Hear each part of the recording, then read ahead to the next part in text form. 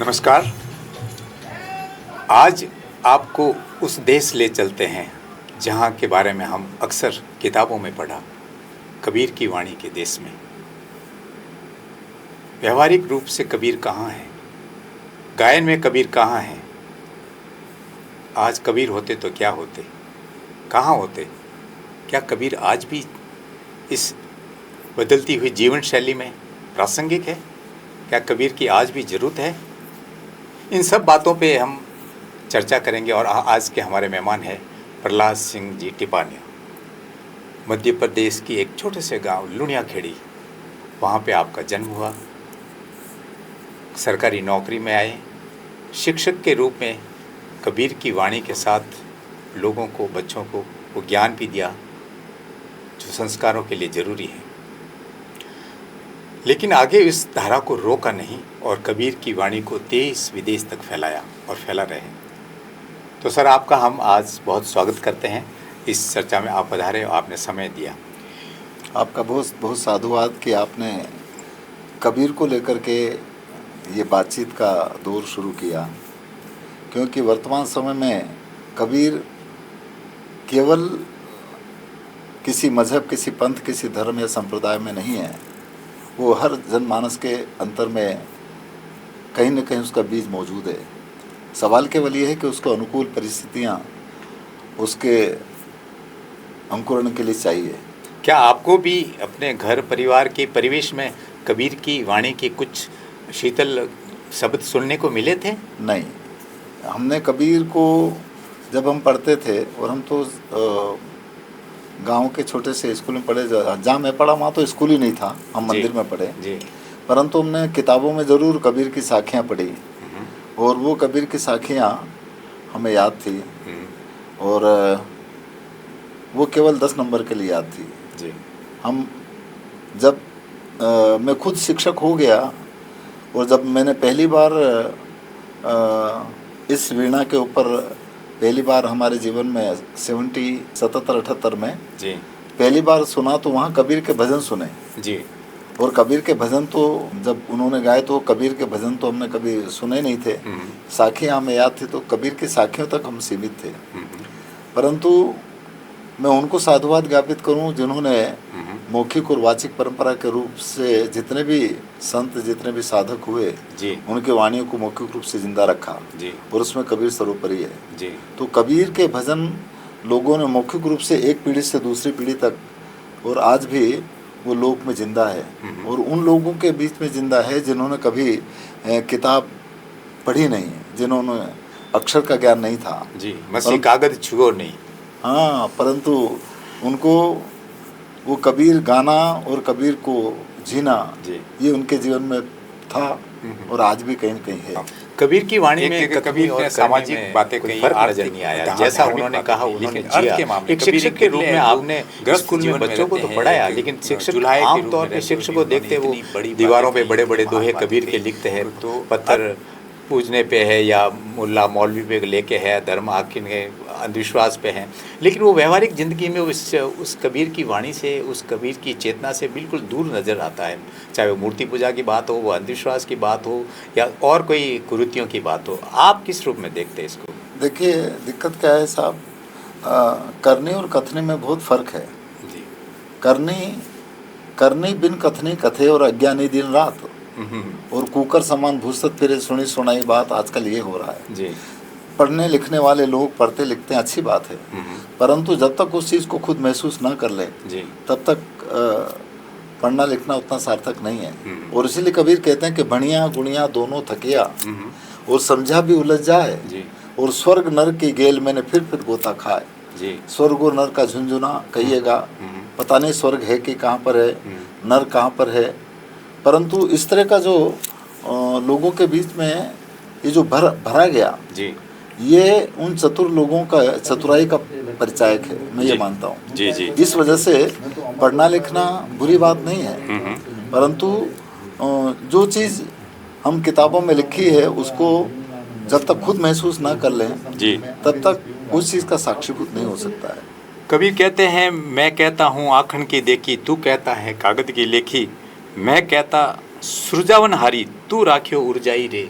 आज के माहौल में जो लोग जो बातें हैं उन बातों से समाज को उलझा रहे हैं, कबीर ने सुलझाई है, उस बातों को उलझा रही है। जो धर्म और जाति संप्रदाय के नाम पर जो गुरु, जो धर्म गुरु, जो उपदेशक समाज को उलझा रहे हैं, उसको देखकर आपको कुछ पीड़ा होती? देखिए आजकल ये है कि वस्तु कहाँ ढूंढे कहाँ, और कहीं भी दिया हुआ हाथ जी, और वस्तु ठिकाने पाइए जब भेदी लीजिए साथ। वर्तमान समय में जब तक इंसान जिन चीज़ों को पढ़ रहा है उसका भेद उसे समझ में नहीं आए तब तक वो भटकता रहेगा। और इसीलिए कबीर कहता कि मैं कहता हूँ आखन देखी, तू कहता कागज की लेखी, तेरा मेरा मनवाए कैसे हो रहे। जो बात हम पढ़ रहे हैं उसको जब तक हम प्रैक्टिकली अनुभव न कर लें तब तक हमारी क्षुधा या हमारी प्यास कैसे मिटेगी जी। इसलिए कबीर का या संतों की वाणी केवल गाना नहीं है, वो एक शोध का विषय है, प्रत्याक्षानुभूति का विषय है, एहसास का विषय है। और वो एहसास तब होगा जब इन बाहर की गतिविधियों को कर लो परंतु इससे कुछ मिला कि नहीं मिला, और उसके बाद में उन्हीं चीज़ों को हम अपने ऊपर एहसास करके देखने की कोशिश करें तो उसमें कुछ एहसास हुआ कि नहीं हुआ, ये तभी हम जान पाएंगे जब खुद हम अपने अंतर की यात्रा को शुरू करें। अंतर्मुखी हुए, अनुभव मतलब एक तो ज्ञान प्राप्त होता पढ़कर, एक सुनकर, एक अनुभव होके। बुद्ध की परंपरा की बात करें तो कबीर ने वही बात कही जो बुद्ध ने कही कि यही पक्षी को आओ देखो परखो और जानो। लोग आजकल सिर्फ मान लेते, जानते नहीं है। जो कबीर ने कहा कि भी घट में बसे जो है, उस घट में बसने वाले को कौन है वो घट में बसता है? देखिए घट में बसने वाला, घट एक जगह पर कबीर कहते हैं घट घट बोले वही रे, परगट रमे वही रे जी। तो घट घट में बोलने वाला जो बोलता पुरुष है, जिसको लोगों ने राम कहा, अल्लाह कहा, ईश्वर कहा, देवी कहा, देवता कहा जी, और उसको दर्शाने के लिए लोगों ने उसकी प्रतिमा या उसका स्टैचू बनाना शुरू कर दिया और बस वो वहीं पर जम गए। सवाल केवल ये हो तो एक सिंबॉलिक है, परंतु वास्तविक रूप से देखा जाए तो जो हर इंसान के अंतर में बोलने वाला जो एक परम तत्व है, जो एक छठा तत्व है, वो निर्विकार है, वो निराकार है, वो निर्लिप्त अवस्था में है और वो सब में है। जहाँ पर जाति का, जहाँ पर धर्म का, जहाँ पर मजहब का, जहाँ पर गोरे काले का, जहाँ पर स्त्री पुरुष का कोई विभेद नहीं हो। जबकि हमने शास्त्रों के मार्फत जाति ने धर्म और मजहब और पंथ और संप्रदाय बना दिया। और मैं यहाँ जहाँ तक सोचता हूँ कि जहाँ पर ये चीज़ें दायरे होते हैं, जहाँ पर किसी भी किस्म का दायरा है, तो वहाँ दायरा है तो वहाँ पर हम उस परम तत्व को नहीं जान पाएंगे, ये संतों का कहना है जी। और इसीलिए कबीर एक जगह पर कहते हैं कि हद में पीऊ न पाइया और बेहद में भरपूर जी, और हद बेहद की गम लखे न तासो पीऊ हजूर।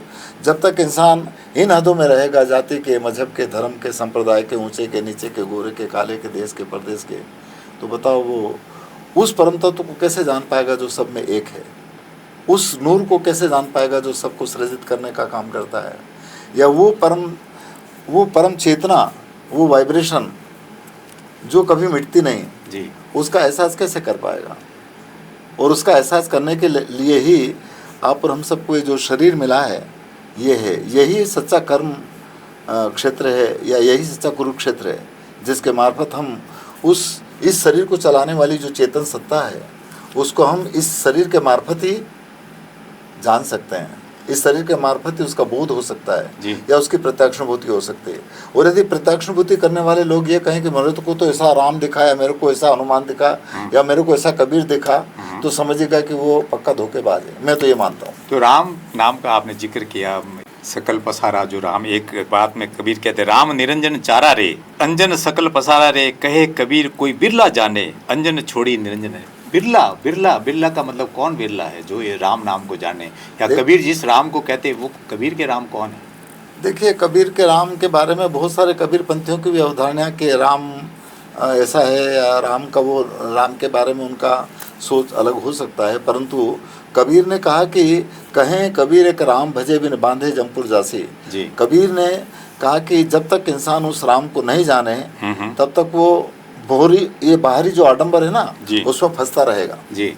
तो इसलिए कबीर का राम, और कबीर ने भी राम के बारे में बहुत सारे उनके पदों में है।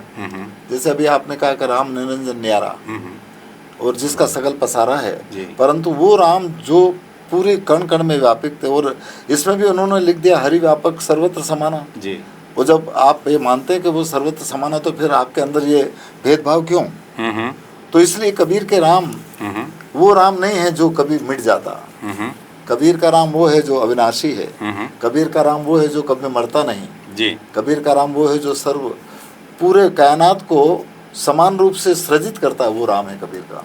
एक जगह तो कबीर कहते भी हैं कि हिंदू कहे राम हमारा, मुसलमान रहमाना, आपस में दो लड़त मरते हैं, मरम कोई नहीं जाना। अब आज के टाइम में क्या उस मर्म को नहीं जान रहा समाज? बिल्कुल नहीं माने, इसी वजह से तो कहा होगा भाई उस मर्म को, जिसने उस राम के मर्म को जान लिया, जिसने उस अल्लाह के मर्म को जान लिया, तो ये लड़ाई झगड़ा ही खत्म हो जाएगा।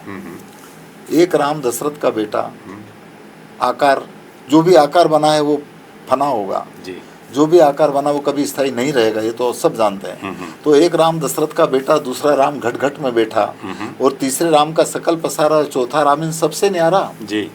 तो जितना भी आकार, यदि हम राम को आकार के रूप में मानते हैं जी, तो वो कभी भी स्थायी नहीं रहेगा, वो फना होगा।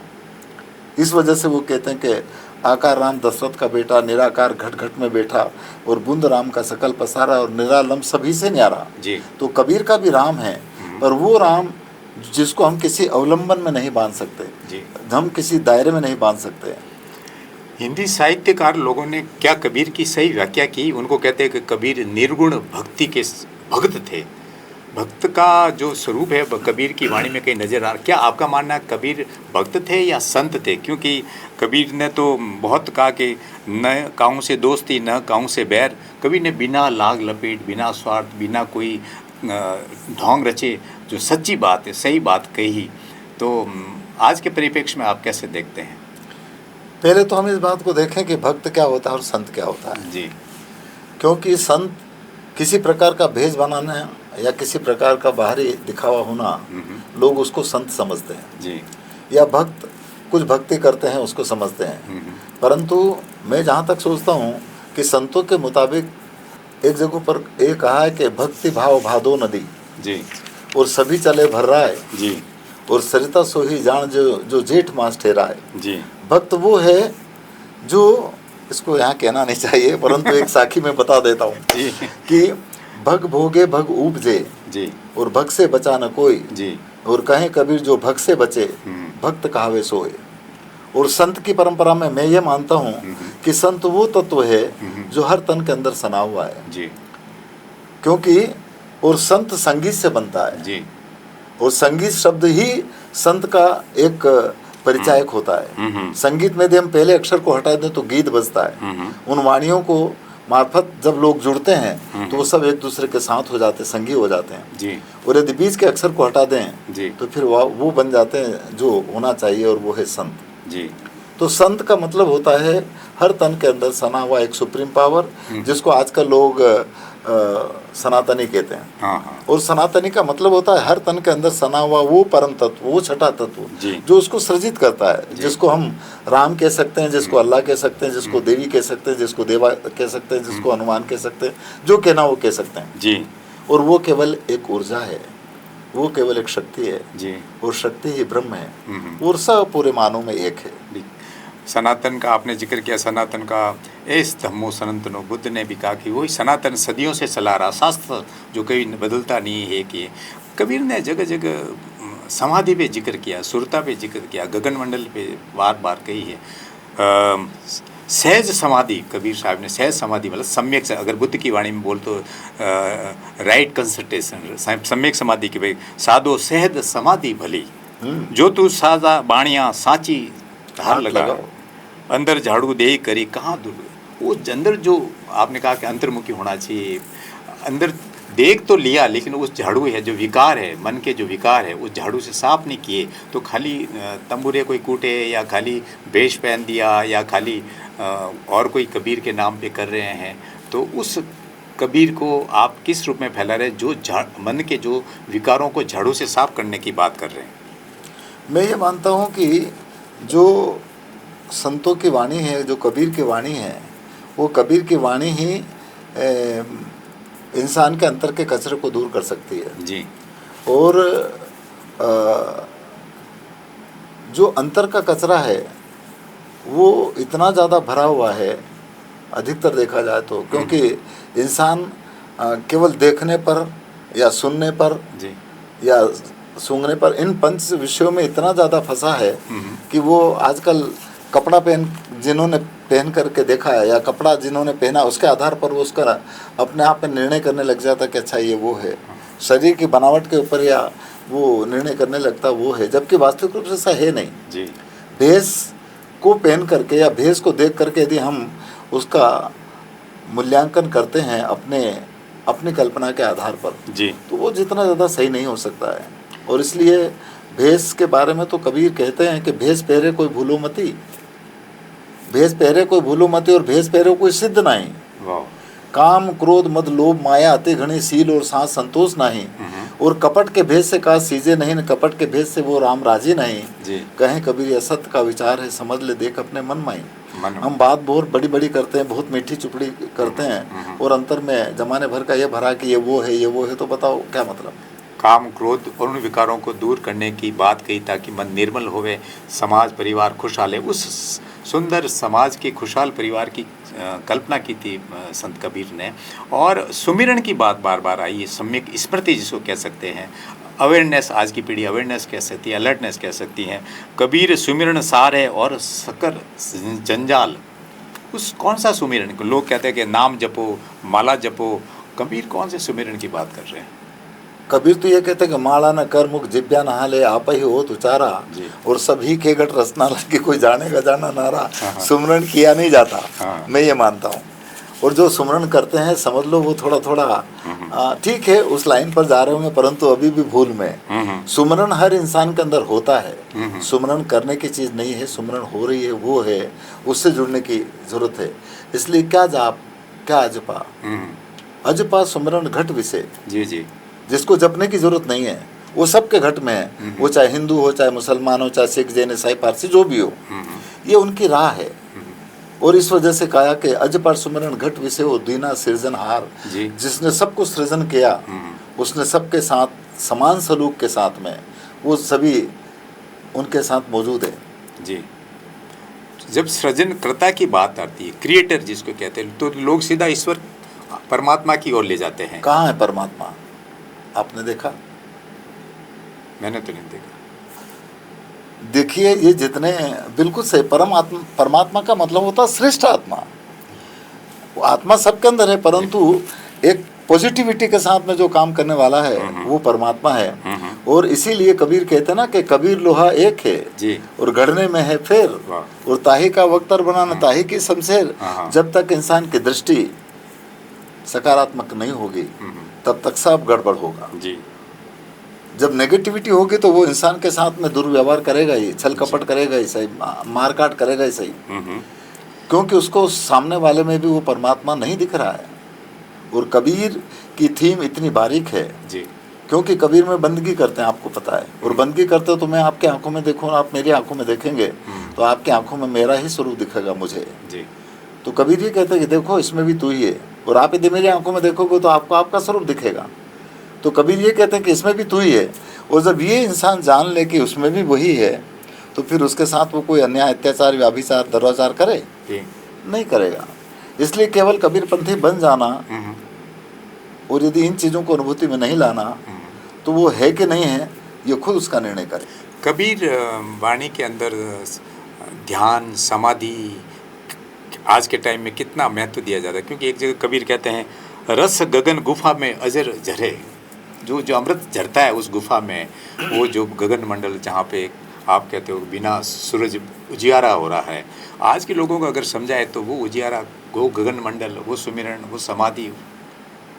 देखिए ये चर्चा का विषय नहीं है। ये जितना भी जो आप कह रहे हैं कि अमिया झरे साधो अमिया झरे, यानी भंवर गुफा में अमिया झरे, या पीले अमीरस धारा गगन में झड़ी लगी, तो ये कह रहे हैं, परंतु हमने कभी हमारे इस गगन मंडल से एक विशेष प्रकार की नाद, एक विशेष प्रकार की प्रकाश, एक विशेष प्रकार का जो अवतरण होता है उसको कभी महसूस किया कि नहीं किया? जब तक हम महसूस नहीं करें तब तक खाली बकवास है जी। इसीलिए कहा कि खलक मिला खाली हुआ, न बहुत किया बकवाद, और बांझ हिलावे पालना नेता में कौन स्वाद जी। यदि एक परिवार खाली झोली को जिंदगी भर तक खिलाता रहे और उसमें बच्चे के पता ही नहीं है तो बताओ बच्चे का सुख उसको कैसे मिलेगा? तो भंवर गुफा या जो भी इसमें आता है, सहज समाधि की बारे आप बात करें, संतो सहज समाधि भली, और उस सहजता जब तक इंसान सहज नहीं होगा जी, तब तक वो इन अनुभूति को महसूस ही नहीं कर पाएगा। क्यों नहीं कर पाएगा? क्योंकि उसके अंदर, हमारे अंतर में ज्ञान का, हमारे जैसे लोगों के अंदर गाने बजाने का, किसी लोगों ने खूब किताबें पढ़ रखी तो उसको किताबों का, किसी ने अपनी जाति का, किसी ने स्वरूप का, ताकत का, धन का, पद का, उसके अंदर इतना ईगो है, इतना घमंड है कि वो सहज रह ही नहीं सकता। बहुत बड़ी बात कही। और जब तक इंसान सहज और सरल ना हो तब तक कैसे, वो तो डूबेगा ही सही। ना वो ध्यान कर सकता, ना सुमिरन कर सकता, ना प्रेम कर सकता किसी कुछ नहीं। प्रेम और प्रेम इसलिए नहीं कर सकता क्योंकि उसकी गेल बहुत कठिन है। हाँ। प्रेम नगर की गेल कठिन है, वहाँ कोई जाने न पाई, और चांद सूरज जहाँ पवन न पानी पतिया को ले जाई। इसलिए प्रेम वो है जो किसी बाग बगीचे में नहीं मिलता। प्रेम वो है जो सच्चा प्रेम वो है जो कभी कम नहीं होता जी। भौतिक संसार में जितना भी प्रेम, और प्रेम के बारे में तो प्रेम को ही ईश्वर कहा गया। Love is God. आप जैसे अंग्रेजी बोलने वालों से हमने सुना, परंतु लोग उस प्रेम को या उस लव को, क्या केवल शारीरिक संबंध प्रेम नहीं होता, वो तो क्षणिक होता है, वो कम होने वाला है। पर आत्मीय प्रेम जो है वो कभी घटता नहीं है, वो निरंतर बढ़ता है। इसीलिए अघट प्रेम पिंजर बसे, प्रेम कहावे सोई जी। प्रेम प्रेम सब कोई कहे न प्रेम न चिन्हे कोई, और अघट घटने वाला नहीं, अघट प्रेम पिंजर बसे, प्रेम कहावे सोई। जब तक इंसान इस प्रेम के साथ में अपना ताल्लुक या अपना रिश्ता पक्का ना करे तब तक दूसरे रिश्ते जितने भी है वो आसक्ति के रहेंगे जी। और आसक्ति का जहाँ प्रेम है वहाँ पर वो कभी न कभी टूट जाएगा, कभी न कभी कम हो जाएगा। कबीर ने अपने समय में कितनी अनगढ़ वाणी के साथ भी, उन्होंने संस्कृत में नहीं कहा, उन्होंने अपनी भाषा गढ़ी। कबीर जैसा कोई नहीं। जगह जगह वो चेतावनी भी देते समाज के बारे में, धर्म के बारे में, सुधार। इस एक जगह ज्यों तिल माही तेल है, ज्यों चपक में आगी, तेरा साईं तुझ में है, जाग सके तो जागी। वो साईं है, उस साईं के बारे में कहते हैं बार बार, जैसे बुद्ध कहते हैं तुम में बुद्ध बनने की संभावना है, क्षमता है। क्या आपको लगता है कि कबीर भी उसी धारा में कहते हैं कि तुम में इस समय? मैं ये मानता हूँ साहब कि बुद्ध के बाद में उस परम तत्व को, इस ईश्वरी तत्व को जितना गहराई से जाना जी और उसका एहसास किया, कबीर के अलावा शायद वो अद्वितीय पुरुष रहे जी। और इसीलिए उन्होंने उस साईं की बात करी जो पत्ते पत्ते और जर्रे जर्रे में है जी। नहीं जी। और साईं, इसीलिए वो कहते हैं कि साईं मुझे ज़्यादा नहीं चाहिए, इतना दीजिए जितना कुटुंब समाए। और वो ये भी कहता है कि सब घट मोरा साईं, उसका साईं क्योंकि सब घट में है। हाँ। उसमें ऐसा नहीं कि खाली वो हिंदू में है हाँ। या मुसलमान में है या खाली आदमी में, औरत में नहीं है। इसलिए वो कहते हैं कि साईं सब घट मोरा साईं, और सुनी सेज न कोई, पर बलिहारी व घट की जागट प्रगट हुई। वो बीज का अंकुरण, कबीर रूपी बीज का अंकुरण जिस घट के अंदर हो गया ना, वो फिर पूरे कायनात के हित और हिफाजत की बात करेगा, और बात करेगा नहीं, वो काम भी करेगा, खाली वो कहेगा नहीं जी। और इसीलिए कबीर खड़े बाजार में सबकी चाहे खेर, और ना कहूँ से दोस्ती और ना कहूँ से बेक। कबीर ऐसे जगहों पर खड़े हैं एक भरे बाजार में जी, जहाँ पर सब लोग हैं और वो सबकी खैरियत चाहते हैं, वो किसी कबीर पंथी की या किसी एक वर्ग विशेष की या किसी एक धर्म विशेष की नहीं। बहुत बड़ी बात, सबकी चाहूँ खैर, वो व्यक्ति जो समाज की सभी लोगों की खैर चाहता है। वो कबीर का जो देश है चालो, वो कौन सा देश? चालो हंसा चालो उन देश, रैदास जिसको बेगमपुरा कहते हैं, वो कबीर जो उस देश, कौन से देश में ले जाना चाहते हैं? देखिएगा, देश के बारे में कबीर साहब के बहुत सारे पद हैं, परंतु जिसने उसको जान लिया वही उस देश को से वाकिफ हुआ। इसलिए एक जगह पर भजन में कहा कि महरम होई सोई लग पावे ऐसा देश हमारा। जिसने उसको जाना, महरम किया जी, वो उस देश को जान पाया। इसलिए वो ये कहते कि मैं इस देश का नहीं हूँ, हम परदेसी पंछी साधु इन्हीं देश का नहीं। और इन्हीं देश का क्यों नहीं? इन्हीं देश का लोग अचेता, इतना चेताने के बाद भी वो नहीं चेत रहे, नहीं जाग रहे, और पल पल परले में जाई, सब कट रहे हैं, मर रहे हैं, डूब रहे हैं। तो इस वजह से वो देश जहाँ पर बिन पावन का पंथ है न बिन बस्ती का देश जी, और बिना पिंड का पुरुष है न कहें कबीर संदेश। तो कबीर का देश वो है जहाँ पर जाति, जहाँ पर धर्म, जहाँ पर मजहब, जहाँ पर ये दायरे नहीं है, वो देश कबीर का है। लेकिन जब आज के दौर में देखते हैं कि समाज में जाति धर्म संप्रदाय के नाम पर इतना बिखराव हो रहा है, पढ़े लिखे लोगों में भी दिमाग में ये सब बातें बहुत घुस रही हैं। आप देश दुनिया में घूमते हैं, क्या कबीर को भारत से ज़्यादा विदेशों में बहुत पढ़ा जा रहा है, सुना जा रहा है, समझा जा रहा है? मेरा जहाँ तक ख्याल है कि कबीर को बाहरी देश में ज़्यादा गहराई से इसलिए लोग जानेंगे क्योंकि वहाँ पर, यहाँ भारत में जो कास्टिज्म है, जातिवाद है, इसकी वजह से कबीर है, गुरु नानक है, रविदास है, दादू है, पलटू, गरीब साहब, ये सब बेचारे नीची जाति के रहे जी। और नीची जाति के होने की वजह से यहाँ पर अपने आप को जो सर्वे सर्वा मानते हैं, वो इनकी बात को क्यों बात करेंगे जी। फिर भी यहाँ पर भी जो एक वर्ग जो अपने आप को बहुत ऊंचा समझता है, वो यदि भेदिया है तो वो कबीर के प्रति उसका इतना अनुराग है, परंतु अधिकतर अरे वो तो नीची जात के थे, उनको क्या सुनो। आज भी ये है। मैं अमेरिका में जब पहली बार 2003 में गया तो हम उस समय पर लगभग 2.5 महीने रहे जी, और 2.5 महीने रह करके हमने 22 यूनिवर्सिटी में कार्यक्रम किया और कुल 35 कार्यक्रम हुए। तो उस यात्रा को मैं बीच में समाप्त करना बात कर रहा हूँ, उस यात्रा को जब रिकॉर्डिंग हुई तो देश भर के लोग, मैं भी उस घर में बहुत देखता अपना, मेरे कई और दर्शक भी आपकी उस यात्रा की जो रिकॉर्डिंग है भजनों की, वो बहुत ही यादगार है जी। तो वहाँ पर हम तो पहली बार गए अमेरिका, हमने कभी देखा नहीं वहाँ का माहौल।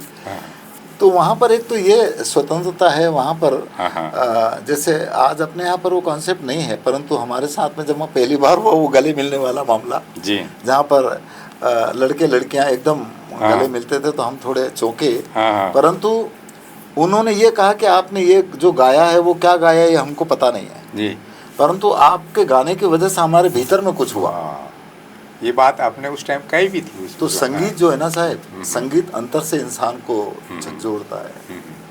अंतर की वाइब्रेशन से नाद का जब टकराव होता है जी, तो इंसान के अंदर एक विशेष प्रकार की एनर्जी पैदा होती है जी, और वही एक अनुभव है। और अनुभव वो होता है जिसको कोई लूट नहीं सकता, जिसको कोई काट नहीं सकता, जिसको कोई बांट नहीं सकता जी। और अनुभव ही आपका सच्चा गुरु है। और इसीलिए कबीर कहते हैं कि ये सब गुरु हैं हद के और बेहद के गुरु नाही, और बेहद अपने आप उपजे अनुभव के घर माही। और वो अनुभव बिना शरीर के नहीं हो सकता जी। तंबूर बजाना शरीर है तो बजाएंगे भाई, आपका शरीर तो आप बात कर रहे हैं जी, शरीर है तो हम किसी भी चीज़ को पानी पिएंगे तो पानी का एहसास होगा। तो बताओ जो भी अनुभव हो रहा है खट्टे मीठे जो भी, वो शरीर के होता है, और इसीलिए शरीर ही आपका सच्चा गुरु है जी। कबीर कहते हैं कि या घट भीतर 3 लोक है, याही में है करतारा, और कहें कबीर सुन भाई साधु याही में गुरु हमारा।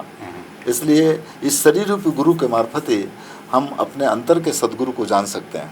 और कबीर साहब ने गुरु की बहुत महिमा कही है, बहुत कही। उन्होंने क्या शरीर वाले गुरु को कहा या अंदर वाले गुरु को कहा? देखिए, जो वार्तालाप है ना, हाँ, वो वार्तालाप स्थूल का स्थूल से होता है जी। जैसे आपका शरीर है और मेरा शरीर, तो हम बात कर रहे हैं। हाँ, हाँ, परंतु यदि आपका शरीर नहीं होता हाँ, हाँ, तो मैं किससे बात करता, या मेरा शरीर नहीं होता तो आप किससे बात करते हैं? जी। तो ये एक वो जरिया है जिसके मार्फत हम उस निर्गुण तत्व को जान सकते हैं। जी। इस वजह से गुरु की महिमा के बारे में खूब कहा, गुरु जी के चरणों में घुल जा, हर बार नया नया अनुभव होगा।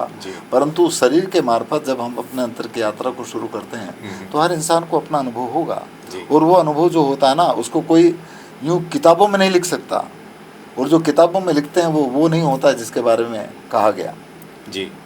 जब तक हम खुद उसको ना देख ले तब तक। और वो अनुभव किया भगवान बुद्ध ने, बोधि वृक्ष के नीचे जो बुद्धत्व, जो एनलाइटमेंट उन्होंने अनुभव किया, वो परिभाषा में व्याख्या नहीं की जा सकती। उन्होंने, किसी ने कहा कि बुद्ध आपके गुरु कौन है, कि मेरा कोई गुरु नहीं, मैंने स्वयं से अपने अनुभव से सम्यक संबुद्ध, इसलिए वो कहलाए।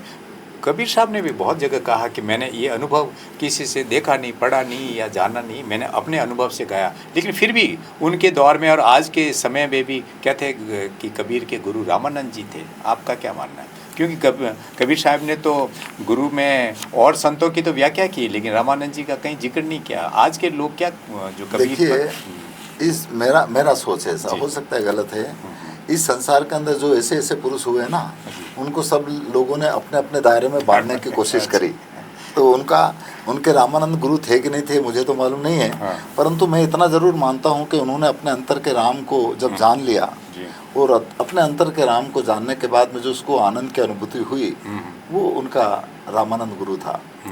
और यदि मान लो उन स्थूल शरीर को मानते हैं तो रामानंद जी जो काम करते थे उनको कबीर को भी करना था, पर उन्होंने नहीं किया। इसका मतलब एक स्थान से तो वो गुरुद्रोही नहीं हुए। हाँ, लेकिन रामानंद जी के अनुयायी की तो कहीं भी कबीर का नाम नहीं लेते। नहीं, वो इसलिए नहीं लेते क्योंकि वो नीचे जाति के थे ना साहब। अच्छा। मैंने ये बिल्कुल पक्का है। हाँ। मैं आज भी आपको मानव समाज के अंदर कई जगहों पर कहते हैं, अरे यार कबीर को कहाँ गा रहे हो यार, कबीर को बंद करो, अरे इनके कहीं गाओ। तो आज की सोच इस तरह की है, जबकि जितने भी संत है ना साहब, संतों की वाणी को जब तक इंसान खुद अपने ऊपर इम्प्लीमेंट करके एहसास न करे तब तक समझिएगा कि वो धोखा है और मूर्ख है। हम खुद करके देखें जी। गरीब साहब का एक पद आपने यदि सुना हो तो वो कहते हैं कि हंसा तू है आप सदा का जी, तेरे ऊपर और न कोई, ढाकन किसका ढाका। जितने भी यहाँ पर ये जो मानव समाज के बीच में जो अनेक प्रकार के इन शास्त्रों के जरिए से, इन पंथ संप्रदायों के जरिए से, या इन संतों महंतों जगतगुरु सदगुरु के द्वारा जो मानव समाज के बीच में चीज़ें रखी जा रही है, वो कितनी यथार्थ है जी। और यथार्थ है तो उनको खोजना चाहिए जी। ईश्वर की बात सब करते हैं, अल्लाह की बात सब करते हैं, परंतु आपने अभी कहा था कि दोनों लड़ के मर रहे हैं, मरम किसी ने जाना ही नहीं। तो वो कहते हैं कि ईश्वर ब्रह्म आत्म परमात्म, ईश्वर ब्रह्म आत्म परमात्म किया स्वप्न समहा का, और वंचक जाल रचे बहुभांति, मिले नहीं जा फाका, हंसा तू है आप सदा का, तेरे ऊपर और न कोई ढाकन किसका ढाका। तो इस मानव समाज में लोगों को ऐसे दायरे में बांध करके उनका हर तरीके से शोषण, चाहे वो मानसिक रूप से हो, चाहे शारीरिक रूप से हो, चाहे आर्थिक रूप से हो, चाहे राजनीतिक रूप से हो, चाहे धार्मिक रूप से हो, ये इस जाल के मार्फत इंसान कर सकते हैं जी। और जहाँ पर इस तरह का होता है, मैं तो निर्भीकता से कहता हूँ कि वहाँ पर हमारा स्वार्थ है जी। हम गा बजा करके लोगों को अपने जाल में फंसा करके अपना स्वार्थ सिद्ध कर सकते हैं, जबकि इस जाल में मत फंसो, सुनो जी, परंतु सुन करके खुद को सुनो जी, तब कहीं बात बने। सुनो और भजो। कबीर साहब एक जगह कहते हैं, जाति पाति पूछे नहीं कोई, हरि को भजे सो हरि का हुई। वो हरि कौन है? वही राम। वो हरि जो हर इंसान के अंदर मौजूद है, उस चेतना। हाँ, चेतना कह सकते हैं उसको, वाइब्रेशन कह सकते हैं उसको, ऊर्जा कह सकते हैं उसको, ब्रह्म कह सकते हैं, क्योंकि ब्रह्म वो चीज़ है जिसको हम देख सकते हैं, छू सकते हैं जी। परंतु इस शरीर को चलाने वाली जो सत्ता है उसको हम केवल महसूस कर सकते हैं, और वो सत्ता जब तक इस पिंड के अंदर शरीर काम करेगा, सब लोग जानते हैं। जिस दिन वो सत्ता निकल के शरीर अक्रिय हो जाता है, ये सब लोग भी जानते हैं, फिर भी उस परमात्मा को, उस ईश्वर को पता नहीं कहाँ ढूंढने के लिए जाते हैं। बताओ हम कितने ज्ञानी हैं जी। मोको काए ढूंढे बंदा, मैं तो तेरे पास में। कबीर बेचारे के करके मर गए, फिर भी और सब ने कहा हाँ है ना मस्जिद ना मंदिर ना कैलाश पर्वत, कहाँ कहीं भी नहीं है, लेकिन फिर भी भटक रहा है व्यक्ति। कई नए बाबा ढूंढ रहा है, नए मंदिर ढूंढ रहा है, कहीं और जगह ढूंढ रहा है। इस भटकाव के दौर में आपको लगता है कि ये आने वाला समय कबीर की राह पे फिर चलेगा? कबीर के मुताबिक सच्चा मंदिर मानव का शरीर है जी, और इस मानव के शरीर में ही वो सदगुरु और परमात्मा ईश्वर राम मौजूद है। जब तक इंसान इस मंदिर में, इस शरीर रूपी मंदिर के अंदर इस चीज़ को एहसास नहीं करे, तब तक हम बाहर कितने भी घंटी बजाया करें या कितना भी पूजा पाठ करा करें जी, उस अनुभूति को, जो आवाज़ है, जो उस प्रकाश को है, वो प्रकाश जब तक हम खुद अपने अंतर में नहीं देखें तब तक हम खाली के खाली रहेंगे। एक दौर में जब गुरु अर्जन देव ने गुरु ग्रंथ साहिब में कबीर की वाणी को बहुत प्राथमिकता दी है, कितना सम्मान दिया है, और लेकिन आज के दौर में भी कुछ ऐसे लोग कबीर के नाम पे कहते हैं कि कबीर अवतार थे। यहाँ तक कहते हैं कि कबीर का जन्म नहीं हुआ था, वो तो लहर तारा के कमल पे यूं ही आ गए थे। कई तरह की किंवदंतियाँ है।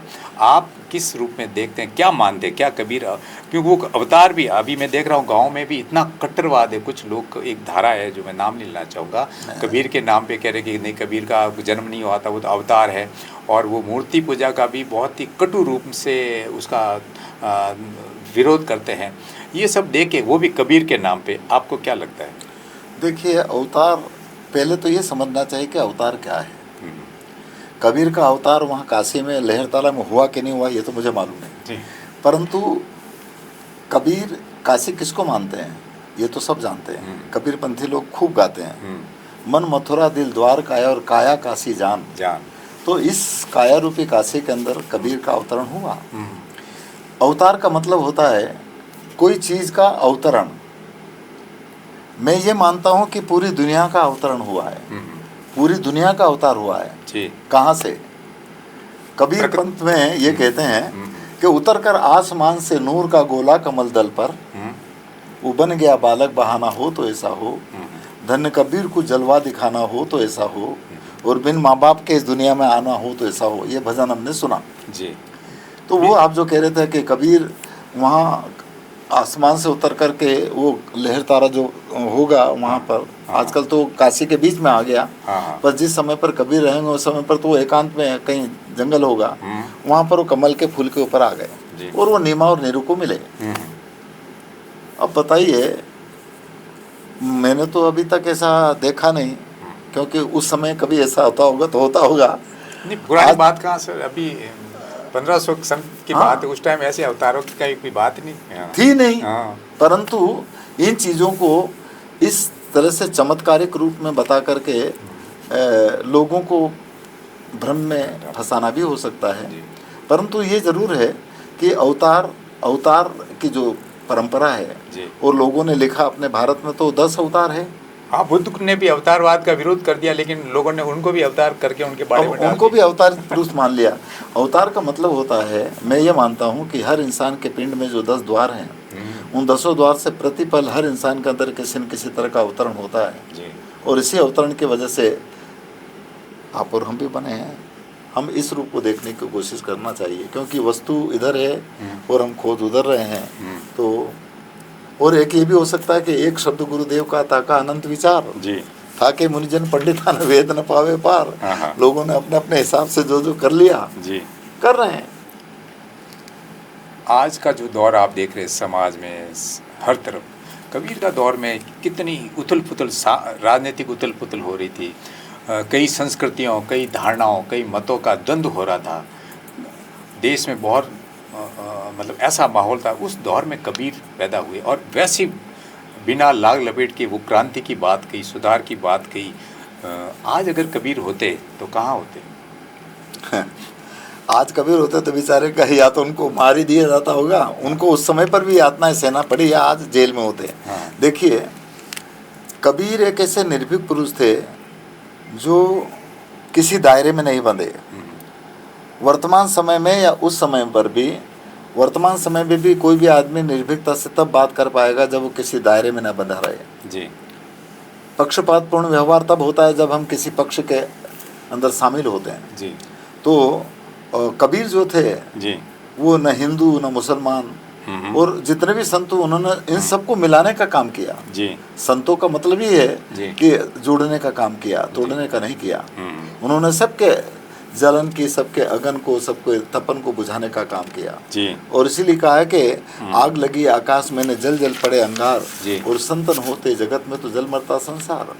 तो कबीर ने वो निर्भीकता, उस समय पर एक तंत्र शासन होने के बाद में भी उन्होंने कह दिया कि मुल्ला होकर बांग पुकारे क्या वो साहेब बेरा है, और चींटी के पाँव में नेवर बाजे वो भी साहेब सुनता है कि तू क्यों चिल्ला रहा है जी जी। नहीं, और उन्होंने उसी समय ये पर भी कह दिया कि जाई मंदरिया में झालर कूटे, जाई मंदरिया में झालर कूटे, कहीं हिवड़ा की थारी फूटी रे, और मूरत से तू मुक्ति मांगे आशा थारी झूठी रे जी।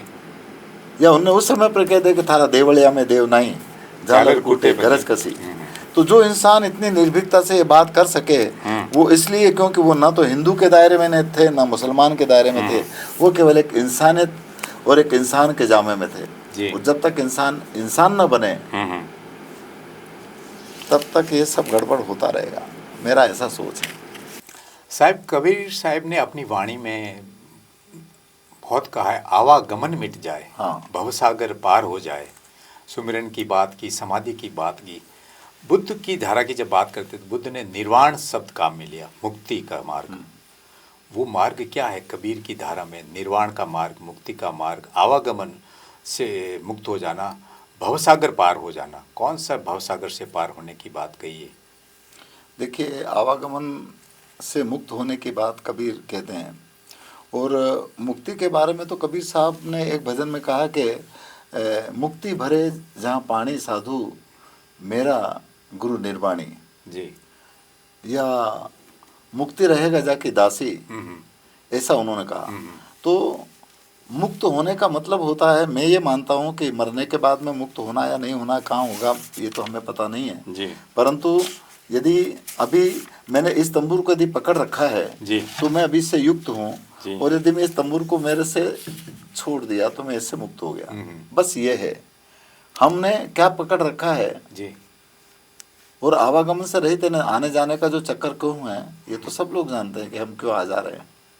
नहीं, लोग तो चाहते हैं कि भाई बार बार जन्म ले, मेरे को थोड़ा इच्छा रह गई है, मेरी पूछा वो बेटा का काम रह गया, जमीन रह गई, वो फिर आवागमन मिटने की बात क्यों करते हैं कबीर? देखिए, आप ये बताइए कि मरने के बाद में आने जाने का कैसा होगा? आप बताइए जी, आप क्या समझते हैं मरने के बारे में? मरने के बारे में आना जाना होता है? मरने के बाद में एक अलग अलग मान्यताओं में अलग अलग धारा जो बात, मैं कबीर धारा के बारे में पूछ रहा हूँ। बुद्ध की अगर बात, परंपरा में अगर बात करें तो मुक्ति का मार्ग होता है जब अरहत बुद्धत्व को प्राप्त कर लेता है व्यक्ति, और जन्म मरण का जो संकट है, जन्म मरण का जो ये सांसारिक बातें हैं, उससे मुक्ति का मार्ग है। क्योंकि दुख है जीवन में, जब जन्म लेगा तो दुख है, दुख को भोगेगा वो, तो उस दुख से मुक्ति के लिए बुद्ध की बात करते हैं। कबीर क्या कहते हैं? जन्म क्यों होता है? अविद्या के कारण, इग्नोरेंस के कारण, तृष्णा के कारण कुछ बातें रह गई, बस उससे मिट गए तो हम उससे मुक्त हो सकते हैं। देखिए, बात यह है साहिब कि जो हमको चलाने वाला है पूरी दुनिया को, वो ना तो कभी मरता है और न कभी जन्म लेता है। क्या वो व्यक्ति के रूप में? बिल्कुल नहीं, वाइब्रेशन के रूप में है, वो एक चेतना के रूप में है। प्रकृति कह सकते हो। वो न तो कभी मरता है न कभी जन्म लेता है। कबीर एक जगह पर कहते हैं कि देह मरे जीव अमर है जी, और पार ब्रह्म है सोए, और अज्ञानी भटकत फिरे लखे सो ज्ञानी होए जी। उनका एक भजन है कि मैं तो अमर रहूंगा रे, मैं तो अमर रहूंगा रे, काल से नहीं डरूंगा रे जी। नहीं, आऊंगा न जाऊंगा, जीऊंगा न मरूंगा, और गुरु के संग में अमीरस पीऊंगा। अब इस तरह से वो कह रहे कि आने जाने का जो चक्कर है जी, ये तब होगा जब हम उस प्रक्रिया को अपने जीवन में फॉलो करें जी।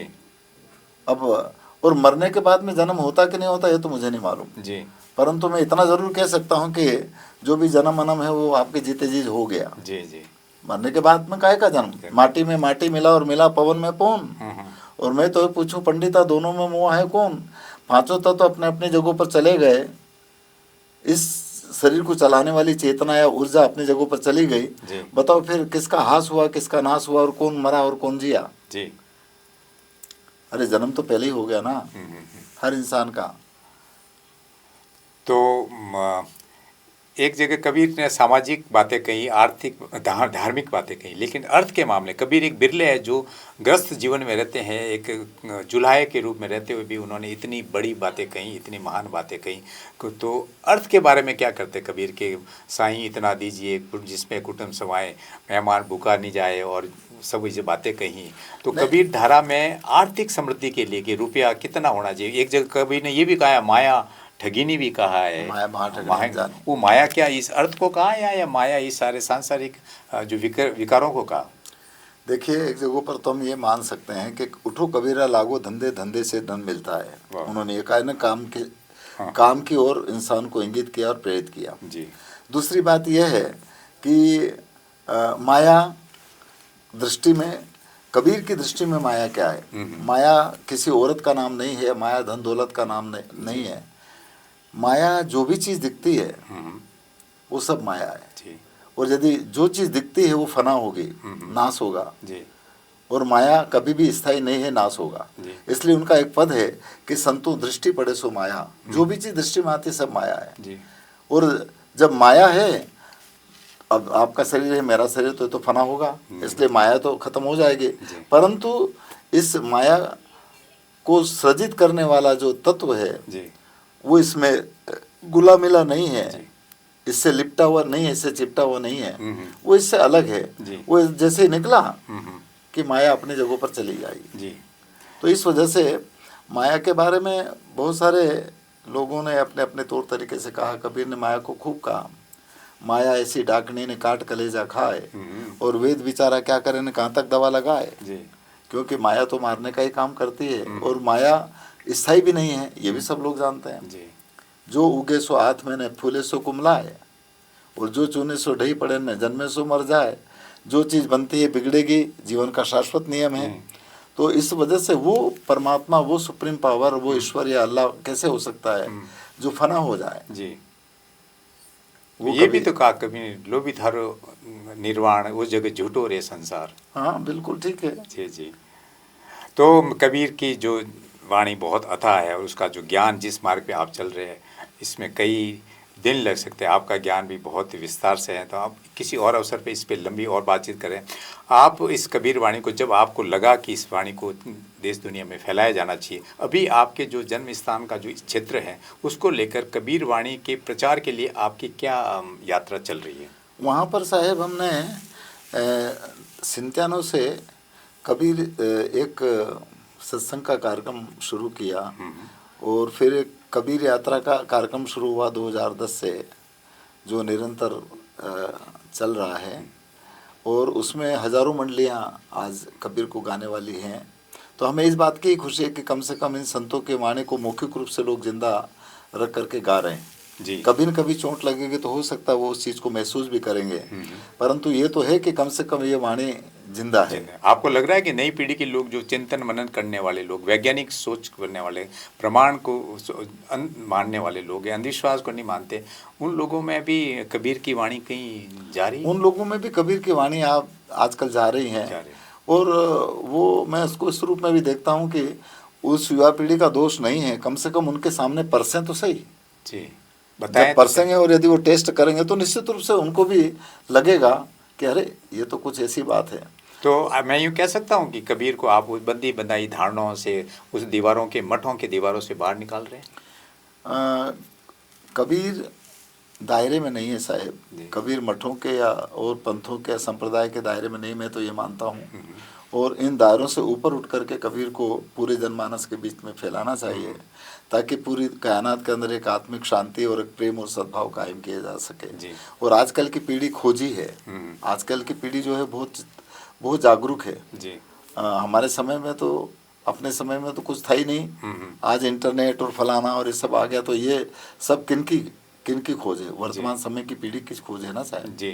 तो वो बहुत चतुर है, तो इसलिए वो, और कबीर भी शोध का विषय है, खोज का विषय है। कबीर खाली गाने का विषय नहीं है, या कबीर केवल एक पंथ या संप्रदाय या धर्म का विषय नहीं है। और धर्म भी क्या होता है? धर्म, मैं ये मानता हूँ कि धर्म, ये जितने भी इस मानव समाज के अंदर अनेक धर्म हैं, मैं ये मानता हूँ कि धर्म वो होता है जो शाश्वत है और सबके लिए उसका असर एक जैसा हो जी। प्रकाश का धर्म सबके लिए एक जैसा होगा, चाहे कोई भी धर्म को मानने वाला हो। वायु का असर सबके लिए जैसा होना चाहिए और है जी, उसमें कोई धर्म की जरूरत नहीं है। जी, जी। तो ये जो पंच तत्व है जिससे शरीर बना है वो सही रूप से उसका धर्म है, उसकी धारणा है, और उसको हमने अलग अलग नाम दे दिया, और नाम देने की वजह से भी थोड़ा गड़बड़ हुआ जी। क्योंकि धर्म शब्द की जो उत्पत्ति होने की वजह से ही लोगों के बीच में बिखराव हो गया होगा जी। धर्म, जैसे कृष्ण बोला धर्म, तो लोगों के बीच में उस शब्द को सुनने ही कि अच्छा हिंदू, मुसलमान, सिख, जैन, ईसाई, पारसी, फलाना आ गया। एक भजन हमने लोगों में सुना है कि हिंदू, मुस्लिम, सिख, ईसाई, हिंदू, मुस्लिम, सिख, ईसाई चारों की एक माँ है भाई, और इन भोंदू को पता नहीं ये झूठी करता लड़ाई। सृजनशीलता प्रत्येक मानव मात्र की एक जैसी है, जिसमें न कोई हिंदू है न कोई मुसलमान है। बिल्कुल, उस मानव कल्याण की बात जो कबीर ने कही थी, वो समाज परिवार की खुशहाल देखने की बात जो कही थी, वो प्रेम, ढाई अकर प्रेम की बात जो कबीर ने कही थी, उसी वाणी को, उसी शब्द और साखियों को आप देश और विदेश में फैला रहे हैं। आप बहुत महान काम कर रहे हैं और इसी काम को पूरे देश ने परखा, समझा और आपको पद्मश्री से नवाजा। ये कोई कम बात नहीं है। हम कामना करते हैं कि आप स्वस्थ रहें और लंबी उम्र जिए और इसी तरह कबीर की वाणी को देश दुनिया में फैलाएं। आपके लिए बहुत बहुत हम मंगल कामना करते हैं। बहुत धन्यवाद।